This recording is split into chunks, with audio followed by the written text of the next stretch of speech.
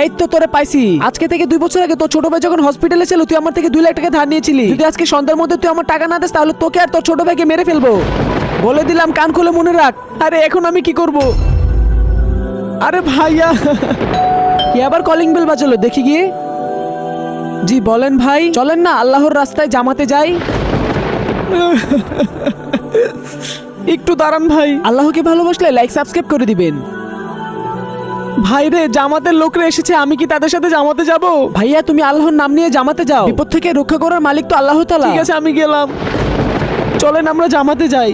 কিছুদিন পর ভাই রে, যেদিন থেকে আমি জামাতে গিয়েছিলাম এরপর থেকে তার ওই লোকরা টাকা নিতে আসেনি মানে? ভাইয়া তুমি যেদিন জামাতে গিয়েছিলে তার পরের দিনই তো তুমি আমাকে টাকা দিয়ে দিলে। আমি